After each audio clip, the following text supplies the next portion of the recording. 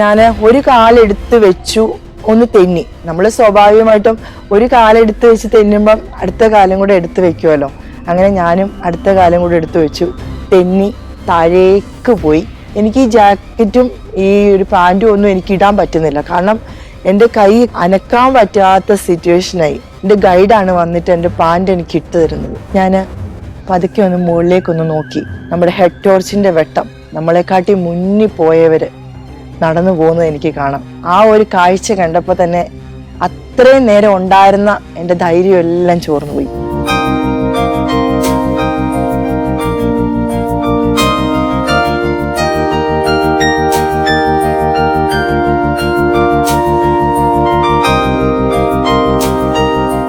അന്നത്തെ ദിവസം നമ്മൾ ഈ ബറാങ്കോ വോള് കയറി ഹഗ്ഗിംഗ് റോക്കൊക്കെ കയറി കഴിഞ്ഞപ്പോഴത്തേക്കും മൊത്തത്തിൽ ചേഞ്ചായി കാലാവസ്ഥ. നമ്മൾ ലാവാ ടവറിലേക്ക് പോകുന്ന വഴിയിൽ ഒന്നും കാണാൻ പറ്റാത്തൊരവസ്ഥ. ഫുള്ള് കോട കയറി നിറഞ്ഞിട്ട് എൻ്റെ മുന്നിൽ പോകുന്ന ആളിനെ പോലും എനിക്ക് കാണാൻ പറ്റുന്നില്ല. അതുപോലത്തെ അവസ്ഥയിൽ 2-3 ലെയറൊക്കെ എടുത്തിട്ടാണ് നമ്മൾ നടക്കുന്നത്. അതുപോലെ തണുപ്പ്, കൊടും തണുപ്പെന്നൊക്കെ പറയത്തില്ലേ, നമ്മൾ സൂചി കുത്തുന്ന വേദന, ദേഹത്തൊക്കെ നമ്മുടെ കയ്യിലൊക്കെ ഭയങ്കര വേദന. അപ്പം ഞങ്ങൾ കുറേ ദൂരം മുന്നോട്ട് പോയപ്പോൾ തന്നെ എൻ്റെ ഗൈഡിന് ഹുസൈനാണെങ്കിൽ വയ്യാതായി. കാരണം പുള്ളിക്കാരന് ഒമിറ്റ് ചെയ്യാൻ തുടങ്ങി, തലവേദന എടുക്കുന്നു, അങ്ങനെയൊക്കെ വന്നു. അങ്ങനെ ഞങ്ങൾ രണ്ടുപേരുടെ, എനിക്ക് പക്ഷെ വലിയ കുഴപ്പമില്ല, പക്ഷെ തണുപ്പ് ഭയങ്കരമായിട്ടുണ്ടായിരുന്നു. നമുക്ക് ദൂരേന്ന് കാണാം, നമുക്ക് ലാവാ ടവർ ഒരു ടവറിൻ്റെ ആകൃതിയിലുള്ള ഒരു റോക്കായിരുന്നു, ഒരു വലിയൊരു റോക്കായിരുന്നു. അപ്പം അങ്ങനെ നമ്മൾ എങ്ങനെയൊക്കെയോ, എൻ്റെ ഗൈഡ് ഹുസൈനും വയ്യാതായിട്ടും ഞങ്ങൾ രണ്ടുപേരുടെ എങ്ങനെയൊക്കെയോ ഞങ്ങൾ സ്ട്രഗിൾ ചെയ്ത് ഈ ലാവാ ടവറിലെത്തി. അവിടുന്ന് ഞങ്ങൾ ഫുഡൊക്കെ കഴിച്ചിട്ട് നമ്മൾ ഈ ഹൈ ആൾട്ടിറ്റ്യൂഡിൽ പോയിട്ടാണ് നമ്മൾ ഈ അക്ലമറ്റൈസേഷൻ്റെ ഭാഗമായിട്ട് പോയിട്ട് നമ്മൾ ലോ ആൾട്ടിറ്റ്യൂഡിലാണ് നമ്മൾ സ്റ്റേ ചെയ്യുന്നത്. അതിനാണ് 4600 മീറ്ററിലുള്ള ലാവാ ടവറിൽ എത്തിയിട്ട് നമ്മൾ ലോ ആൾട്ടിറ്റ്യൂഡ് 3900 മീറ്ററിലാണ് നമ്മൾ ബറാങ്കോ ക്യാമ്പ് എന്ന് പറയുന്ന അവിടെയാണ് നമ്മൾ സ്റ്റേ ചെയ്യുന്നത്. അങ്ങനെ ഈ എൻ്റെ ഗൈഡിന് വയ്യാതായപ്പോൾ തന്നെ വേറൊരു പോർട്ടറിനെയും കൂടെ എൻ്റെ കൂടെ വിട്ടു. കാരണം ഗൈഡിനും വയ്യ, പിന്നെ എനിക്കും വയ്യാതായി കഴിഞ്ഞാൽ പ്രശ്നമാവും. അതുകൊണ്ട് ഞങ്ങൾ 3 പേരോടാണ് പിന്നെ നടക്കുന്നത്. അത് ഇറക്കമാണ്. നടക്കുന്ന വഴി എന്ന് പറയുന്നത് പാറക്കല്ലുകളാണ്, മൊത്തം പാറക്കല്ലുകൾ, ഇങ്ങനെ പരന്നു കിടക്കുന്ന പ്രദേശമാണ്. അപ്പോൾ അവിടെയൊക്കെ നമ്മുടെ ഈ കൈതാട രീതിയിലുള്ള ചെടികളാണ്. അത് വർഷങ്ങൾ പഴക്കമുള്ളതാണ്. വലിയ മരമായിട്ടുണ്ട്. അത് ഫുള്ള് അവിടെ ഇവിടെ എല്ലാം നമുക്ക് കാണാം, ഇങ്ങനെ നിൽക്കുന്നത് കാണാം. അത് നല്ല രസമാണ് അത് കാണാൻ. അങ്ങനെയുള്ള ചെടികളാണ് അവിടെയൊക്കെ കാണുന്നത്. പിന്നെ ചെറിയ ചെറിയ അരുവികളുണ്ട്, ചെറിയ ചെറിയ വെള്ളച്ചാട്ടങ്ങൾ അവിടെ ഇവിടെയും കാണാം. അങ്ങനെയൊക്കെ കണ്ടാണ് നല്ല ഭംഗിയുള്ള സ്ഥലങ്ങളെന്ന് തന്നെ പറയാം. അങ്ങനെ താഴെ നമ്മൾ 3900 മീറ്ററിലുള്ള ബറാങ്കോ ക്യാമ്പിലെത്തി. അവിടെ നിന്ന് നമുക്ക് നല്ലതുപോലെ കിളിമഞ്ചാരോ കാണാൻ പറ്റും. കിളിമഞ്ചാരോയുടെ മുകളിൽ നല്ല മഞ്ഞ് കിടക്കുന്നത് കാണാം. അവിടെ എത്തിക്കഴിഞ്ഞപ്പോൾ മഴയൊക്കെ മാറി, പക്ഷെ ഭയങ്കര കൊടും തണുപ്പാണ് നമുക്ക്. അങ്ങനെ ഞങ്ങൾ ടെൻറ്റിൽ അന്നത്തെ ദിവസത്തെ കാര്യങ്ങളൊക്കെ ഹുസൈന് പിന്നെ വലിയ പ്രശ്നം, അന്നത്തെ ദിവസം വലിയ പ്രശ്നമില്ല. ലോ ആൾട്ടിറ്റ്യൂഡിൽ വന്നപ്പോഴത്തേക്കും കുറച്ച് മാറുകയൊക്കെ ചെയ്തു. അപ്പം അങ്ങനെ എന്നോട് ഹുസൈൻ കുറച്ച് നേരം അന്നത്തെ ദിവസത്തെ കാര്യങ്ങളൊക്കെ സംസാരിച്ചു. കാരണം അത്രയ്ക്കും നമ്മളങ്ങ് ടയേർഡായി. അന്ന് ഒരുപാട് നേരം നമ്മൾ ട്രെക്ക് ചെയ്തുകൊണ്ട് തന്നെ എല്ലാവരും ടയേർഡായി. അങ്ങനെ കിടന്നുറങ്ങി. രാവിലെ നമ്മൾ പോകുന്നത് കരാങ്കെ എന്ന് പറയുന്ന ഒരു ക്യാമ്പിലേക്കാണ്. അതായിരുന്നു ഭയങ്കരമായിട്ട് സ്റ്റീപ്പായിട്ടുള്ള ഒരു സ്ഥലത്തേക്കാണ് നമ്മൾ പോകുന്നത്. അത് നേരെ നമ്മൾ സ്റ്റീപ്പായിട്ടുള്ള ഒരു സ്ഥലത്തേക്ക് കയറിയ ശേഷം വീണ്ടും നമ്മൾ വലിയൊരു ഇറക്കത്തിലേക്ക് പോകണം. അത്രയും ഇറക്കം ഇറങ്ങി കഴിഞ്ഞിട്ട് വീണ്ടും നമ്മൾ കയറ്റത്തിലേക്ക് പോകണം. ആ ഒരു രീതിയിലാണ് അന്നത്തെ ദിവസം എന്ന് പറയുന്നത്. കുറച്ച് ദൂരം മുന്നോട്ട് പോയപ്പോൾ എൻ്റെ കൂടെ ഹുസൈൻ ഉണ്ട് കൂടെ. ഞാൻ ഒരു കാലെടുത്ത് വെച്ചു, ഒന്ന് തെന്നി. നമ്മൾ സ്വാഭാവികമായിട്ടും ഒരു കാലെടുത്ത് വെച്ച് തെന്നുമ്പം അടുത്ത കാലം കൂടെ എടുത്ത് വെക്കുമല്ലോ.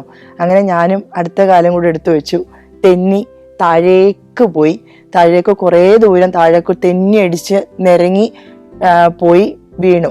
അപ്പം എൻ്റെ ഒരു ഭാഗ്യത്തിന് ഞാൻ ഏതോ ഒരു പാറയെ തട്ടി അവിടെ കിടന്നു. ഞാൻ കുറച്ചുകൂടെ താഴോട്ട് പോയിരുന്നെങ്കിൽ അതൊരു കൊക്കയിലേക്കായിരുന്നു പോകുന്നത്. പിന്നെ ഒന്നും നമുക്ക് അറിയത്തില്ല, എന്താ സംഭവിക്കാന്നൊന്നും അറിയത്തില്ല. എൻ്റെ കൂടെ ഉണ്ടായിരുന്ന ഹുസൈൻ പേടിച്ചു പോയി. ഹുസൈൻ ഓടി എൻ്റെ അടുത്തേക്ക് വന്നു. ഞാൻ എങ്ങനെയൊക്കെയോ അവിടെ കുറേ ഈ ചരലും മണ്ണും ചെറിയ ചെറിയ പാറക്കല്ലുകളും ഒക്കെയാണ്. ഞാൻ എഴുന്നേറ്റു. എൻ്റെ പേടിയെന്ന് പറഞ്ഞാൽ എന്നെ ഇനി കൊണ്ടുപോകത്തില്ല. കാരണം നമ്മൾ ട്രെക്കിംഗ് സ്റ്റാർട്ട് ചെയ്യുമ്പോൾ നമ്മളുടെ നിന്ന് ഒരു ഫോം ഫില്ല് ചെയ്ത് അവർ മേടിക്കും. നമ്മുടെ സ്വന്തം ഇഷ്ടത്തിനാണ് നമ്മൾ ഈ ട്രെക്കിംഗ് ചെയ്യുന്നത്. എന്തെങ്കിലും സംഭവിച്ചാലും നമ്മൾ തന്നെയാണ് കാരണം, അല്ലെങ്കിൽ അവരുടെ കമ്പനിക്ക് അത് പ്രശ്നമാണ്. അപ്പം അതുകൊണ്ട് തന്നെ എനിക്കിതറിയാം, നമുക്ക് എന്തെങ്കിലും ആണ് എന്ന് പറഞ്ഞു കഴിഞ്ഞാൽ, തലവേദന ഉണ്ടെന്ന് പറഞ്ഞാൽ പോലും അവർ നമ്മളോട് എപ്പോഴും പറഞ്ഞുകൊണ്ടിരിക്കും കുഴപ്പമുണ്ടോ, താഴേക്ക് പോകണോ എന്ന് ചോദിച്ചുകൊണ്ടിരിക്കും. എനിക്കും ഈ വീണ് കഴിഞ്ഞപ്പോഴത്തേക്കും എന്തെങ്കിലും സംഭവിച്ചിട്ടുണ്ടെങ്കിൽ എനിക്ക് എൻ്റെ ഒരു ആഗ്രഹം സാധിക്കത്തില്ല. അതുകൊണ്ട് തന്നെ ഞാൻ പെട്ടെന്ന് ചാടി എഴുന്നേറ്റ് നോക്കിയപ്പോൾ എനിക്കറിയാം എനിക്ക് എന്തോ സംഭവിച്ചിട്ടുണ്ട്. എനിക്ക് കൈ പൊക്കുമ്പം തോളിന് വേദന, എൻ്റെ കാലിന് ചെറിയ വേദനയൊക്കെ ഉണ്ട്. ഹുസൈൻ ഓടി വന്നതിനോട് ചോദിച്ചത്, സീന ആർ യു ഓക്കെ? ഞാൻ പറഞ്ഞു ഞാൻ ഓക്കെയാണ്. കാരണം ഞാൻ ഓക്കെ അല്ലെന്ന് പറഞ്ഞു കഴിഞ്ഞാൽ ഞാൻ പറഞ്ഞല്ലോ എനിക്ക് മുന്നോട്ട് പോകാൻ പറ്റില്ല, എനിക്ക് മുന്നോട്ട് പോയേ പറ്റുള്ളൂ. അതായിരുന്നു എനിക്ക്. ഞാൻ മുന്നോട്ട് തന്നെ നടന്നു. അങ്ങനെ ഞങ്ങൾ കരാങ്കെ ക്യാമ്പിൽ എങ്ങനെയൊക്കെയോ അത്രയ്ക്കും ഞാൻ ബുദ്ധിമുട്ടിയാണ് ഞാൻ അവിടെ എത്തുന്നത്. എൻ്റെ പുറകിൽ ഒരു ചെറിയ ബാഗുണ്ട്. ആ ബാഗ് എനിക്ക് ഇട്ട് നടക്കുമ്പോൾ എനിക്കറിയാം എൻ്റെ തോളിന് എനിക്ക് എന്തോ പ്രശ്നമുണ്ട്. എനിക്ക് ബാഗ് ഇടുമ്പോൾ എനിക്ക് ഈ ഭാഗത്ത് വേദന വരുന്നുണ്ട്, തോളിൻ്റെ ഭാഗത്ത്. എൻ്റെ കാലിനും എന്തോ പ്രശ്നം സംഭവിച്ചിട്ടുണ്ട്. പക്ഷെ ഇതൊന്നും ഞാൻ പറഞ്ഞില്ല. അപ്പം ഞാൻ അങ്ങനെ കരാങ്കെ എന്ന് പറയുന്ന ക്യാമ്പിൽ എത്തിച്ചേർന്നു. അപ്പോൾ തന്നെ ആൾട്ടിറ്റ്യൂഡിൻ്റെ പ്രശ്നമുണ്ട്, നമുക്ക് ഓക്സിജൻ പ്രശ്നമുണ്ട്, ഓക്സിജൻ ലെവലൊക്കെ നമുക്ക് കുറയാൻ തുടങ്ങി. നമുക്ക് ശ്വാസം എടുക്കുമ്പോൾ നമുക്ക് തന്നെ അറിയാം നമുക്ക് ശ്വാസത്തിൻ്റെ പ്രശ്നമുണ്ട്. ഓക്സിജൻ്റെ നമുക്ക് ആ ഒരു മെഷീൻ വെക്കുമ്പോൾ അതുപോലും നമുക്ക് വർക്കാവുന്നില്ല. അത്രയും തണുപ്പത്ത് ഞാൻ ചെന്ന് എൻ്റെ ക്യാമ്പിലെത്തിയിട്ട് എൻ്റെ കയ്യിൽ ബാം ഉണ്ടായിരുന്നു. ആ ബാം എടുത്ത് എൻ്റെ തോളിൽ ഞാൻ പരട്ടി. കാരണം നമ്മൾ എല്ലാ ദിവസവും ഈ ചെന്ന് ഡ്രസ്സ് മാറും, പെട്ടെന്നാണ് ഡ്രസ്സ് ചേഞ്ച് ചെയ്യാൻ. കാരണം ഇത്രയും തണുപ്പത്ത് ഒരു ഡ്രസ്സിൽ നമുക്ക് ചേഞ്ച് ചെയ്യാൻ പെട്ടെന്ന് ചെയ്തില്ലെങ്കിൽ നമുക്ക് ഭയങ്കര ബുദ്ധിമുട്ടാണ്. പെട്ടെന്ന് അങ്ങ് തണുക്കും നമ്മുടെ കാലും കൈയെല്ലാം. അപ്പം ഞാനിത് ടെൻറ്റിലാണല്ലോ ഒന്നാമത്, നമുക്ക് എണ്ണീച്ച് നിൽക്കാൻ പറ്റില്ല, നമ്മൾ ഇരുന്നുകൊണ്ട് വേണം ഇതെല്ലാം ചെയ്യാൻ. ഇപ്പോൾ വെറ്റ് വൈപ്സ് വെച്ചിട്ട് നമ്മൾ നമ്മുടെ ബോഡിയൊക്കെ ഒന്ന് ക്ലീൻ ചെയ്യും. അന്നേരം ഞാൻ രാത്രിയായല്ലോ ഇവിടെ ചെന്നപ്പം, ഒന്നത് വെട്ടമില്ല, നമ്മുടെ ഹെഡ് ടോർച്ചിൻ്റെ വെട്ടത്തിലാണ് അല്ലെങ്കിൽ മൊബൈലിൻ്റെ ടോർച്ചിൻ്റെ വെട്ടത്തിലാണ് നമ്മൾ ഇതെല്ലാം ചെയ്യുന്നത്. അപ്പം ഞാൻ ചെന്ന് കഴിഞ്ഞപ്പം എനിക്ക് പേടിയായി, എനിക്ക് എന്തെങ്കിലും സംഭവിച്ചിട്ടുണ്ടോ. ഞാനിങ്ങനെ അവിടെ കിടന്നപ്പം ഒരു സൈഡ് ചരിഞ്ഞ് എനിക്ക് കിടക്കാൻ പറ്റുന്നില്ല. എൻ്റെ കാലിനൊക്കെ ഭയങ്കര വേദന, എൻ്റെ കൈക്കൊക്കെ ഭയങ്കര വേദന. അങ്ങനെ ഞാൻ അന്നത്തെ ദിവസം ഞാൻ കിടന്നുറങ്ങി. കാലിന് എന്താ സംഭവിച്ചതെന്ന് എനിക്കറിയില്ല. ഞാൻ പാൻറ് മാറി അടുത്ത പാൻറ് എടുത്തിട്ടു. പിറ്റേ ദിവസം ഞാൻ വീണ്ടും ഈ ബാം തന്നെ തോളത്ത് തേച്ച് വീണ്ടും ട്രെക്കിംഗ് സ്റ്റാർട്ട് ചെയ്തു. നമ്മൾ കരാങ്കെ ക്യാമ്പിൽ നിന്ന് ബറാഫു ക്യാമ്പിലേക്കാണ് പോകുന്നത്. ബറാഫു ക്യാമ്പ് എന്ന് പറയുന്നത് നമ്മുടെ കിളിമഞ്ചാരോ സമ്മിറ്റിന്റെ ബേസ് ക്യാമ്പാണ്. അവിടെ എത്തുന്നത് വരെ എന്ന് പറഞ്ഞാൽ നല്ല സ്റ്റീപ്പായിട്ടുള്ള സ്ഥലമാണ്. അത് കയറി തുടങ്ങിയപ്പോൾ തന്നെ എനിക്കറിയാം കാലിന് ബുദ്ധിമുട്ടുണ്ട്. ഞാൻ എങ്ങനെയൊക്കെയോ വലിഞ്ഞു കയറി എന്ന് പറഞ്ഞാൽ സത്യം പറഞ്ഞാൽ എൻ്റെ കണ്ണിൽ നിന്ന് കണ്ണുനീര് വന്നു ആ വലിഞ്ഞു കയറുമ്പോൾ. ഞാൻ അങ്ങനെ കയറി ബേസ് ക്യാമ്പിലെത്തി. അപ്പം എന്നോട് പറഞ്ഞു കുറച്ച് നേരം കിടന്നുറങ്ങണം. അന്നാണ് നമ്മുടെ ബിഗ് ഡേ എന്ന് പറയുന്നത്. കാരണം അന്ന് രാത്രിയാണ് നമ്മൾ സബ്മിറ്റിന് വേണ്ടി പോകുന്നത്. അന്ന് രാത്രി 12 മണിക്ക് സ്റ്റാർട്ട് ചെയ്യണം, നമ്മൾ ട്രെക്കിംഗ് സ്റ്റാർട്ട് ചെയ്യണം. അപ്പം അന്ന് ഉച്ചയ്ക്ക് നമ്മൾക്ക് ഫുഡൊക്കെ തന്നിട്ട് എന്നോട് പറഞ്ഞു, ഗൈഡ് പറഞ്ഞു, ഇന്ന് നല്ലോണം കിടന്നുറങ്ങുക, കുറേ സമയം കിടന്നുറങ്ങുക, നേരത്തെ എഴുന്നേറ്റിട്ട് ഡിന്നർ നേരത്തെ കഴിക്കണം. അത് കഴിഞ്ഞിട്ട് ട്രെക്കിങ്ങിൻ്റെ എല്ലാ സാധനങ്ങളും നമ്മൾ ട്രെക്കിങ്ങിന് പോകുമ്പോൾ എന്തൊക്കെയാണോ ഇടേണ്ടത് അതെല്ലാം ഇട്ട് നമ്മൾ റെഡി ആയിട്ടിരിക്കണം എന്നെല്ലാം പറഞ്ഞ് എന്നോട് എല്ലാം പറഞ്ഞ് റെഡിയാക്കി സെറ്റായി. ഞാൻ ടെൻറ്റിൽ പോയിരുന്നു. എനിക്ക് ഒരു ശക്കലം പോലും ഉറങ്ങാൻ പറ്റുന്നില്ല. 1000 മീറ്ററിൽ കൂടുതൽ നമ്മൾ ബേസ് ക്യാമ്പിൽ നിന്ന് ട്രെക്ക് ചെയ്തെങ്കിൽ മാത്രമേ നമ്മൾ ആ ടോപ്പിലെത്തുള്ളൂ. അത് ഉഹുറു പീക്ക്. ഉഹുറു എന്ന് പറഞ്ഞ വാക്കിനർത്ഥം ഫ്രീഡം എന്നാണ്. എനിക്ക് അതായിരുന്നു ചിന്ത. നമ്മൾ ഈ 1000 മീറ്ററിൽ കൂടുതൽ ട്രെക്ക് ചെയ്യണം. അതുകൂടാതെ എൻ്റെ ഒരു ഉള്ളിൽ എന്ന് പറഞ്ഞാൽ ഞാനിന്ന് സബ്മിറ്റ് ചെയ്യാൻ പോവാണ്. എൻ്റെ ഡേ ആണിന്ന്. ഇന്നാണ് ആ ബിഗ് ഡേ. ഞാൻ ഇങ്ങനെ ഇരിക്കുമ്പോൾ എനിക്ക് ഉറങ്ങാൻ പറ്റുന്നില്ല. ഒരു ശകലം പോലും ഞാൻ ഉറങ്ങിയിട്ടില്ല. ആ ടെൻറ്റിൽ തന്നെ ഇരിക്കുകയും ചുമ്മാ കിടക്കുകയൊക്കെ ചെയ്തു. ദേഹത്ത് വേദനയുണ്ട്, കൈക്കും കാലിനും എല്ലാം എനിക്ക് വേദനയുണ്ട്.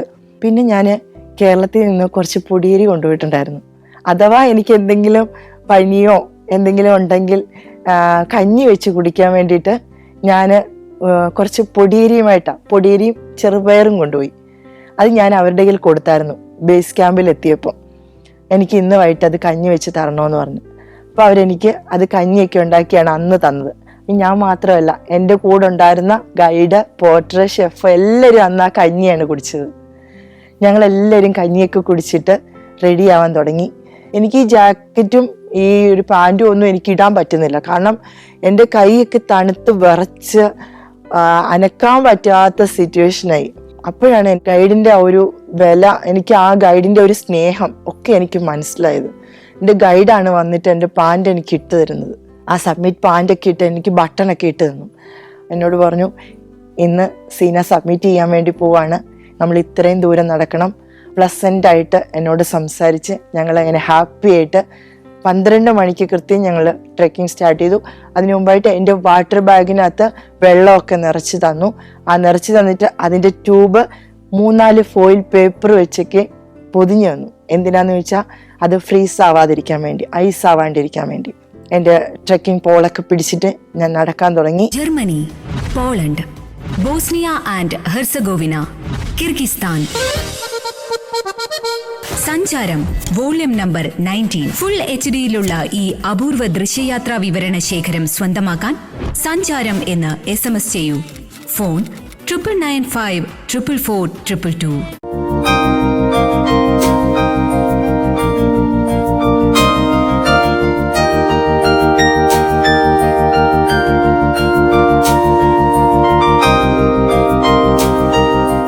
എന്നെക്കാട്ടി മുന്നിൽ പോയ കുറച്ച് ആൾക്കാരുണ്ടായിരുന്നു.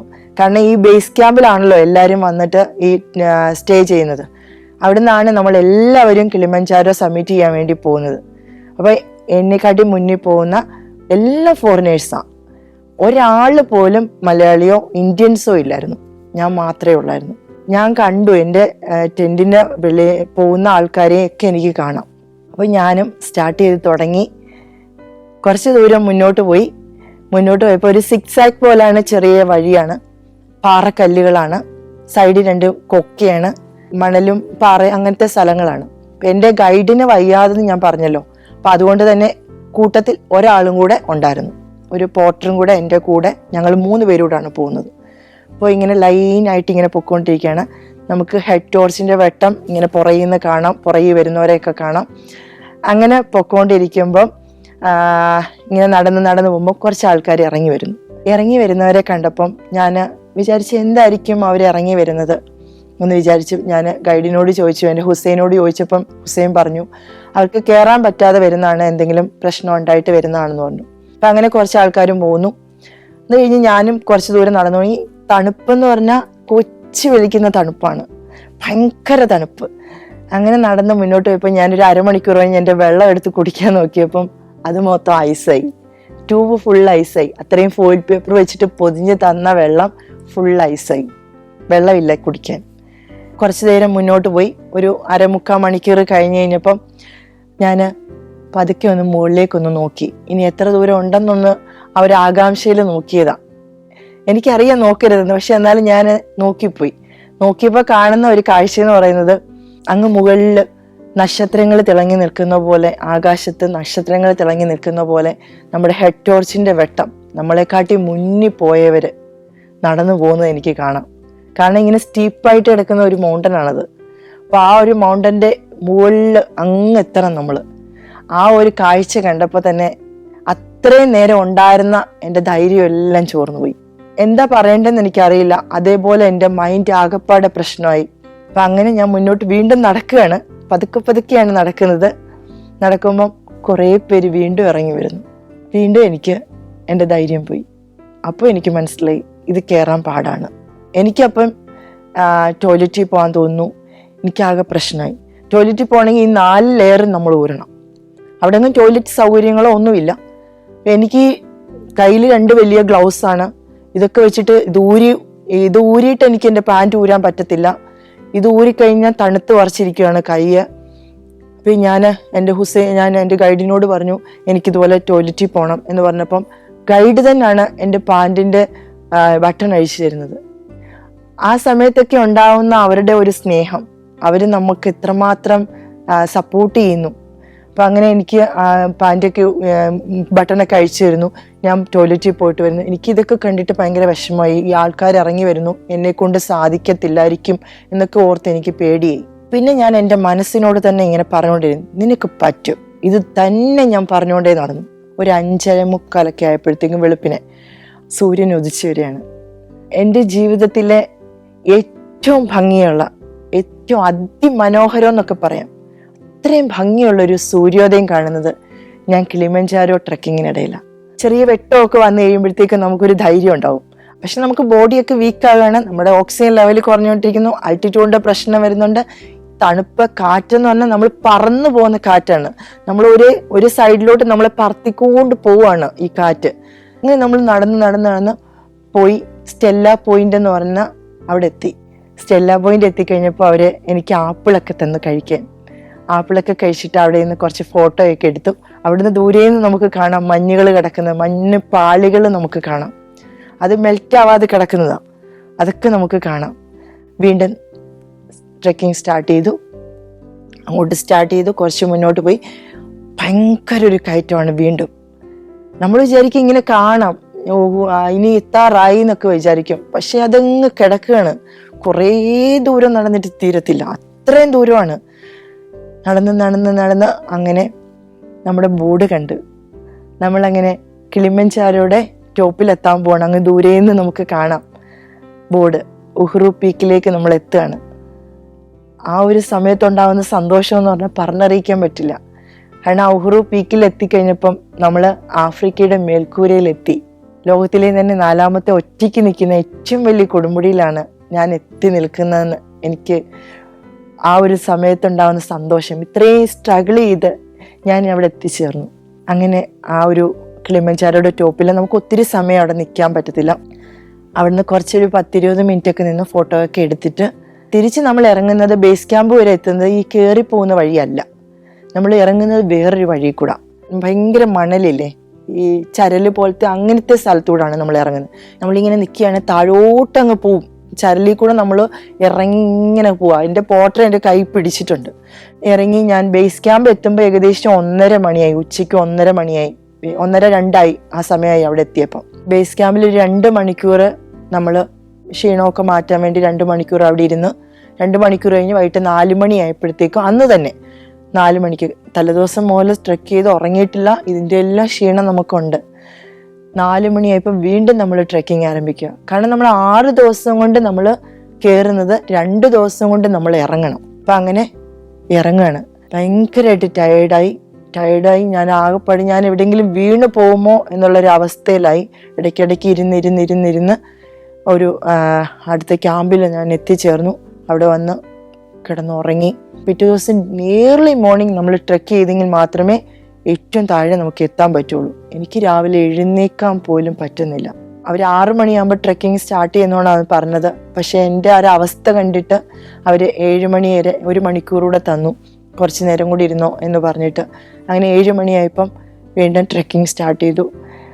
വെരി സ്റ്റീപ്പ് എന്ന് പറഞ്ഞാൽ ഭയങ്കര സ്റ്റീപ്പായിട്ടുള്ള സ്ഥലത്തൂടെ നമ്മൾ നടക്കുന്നത്.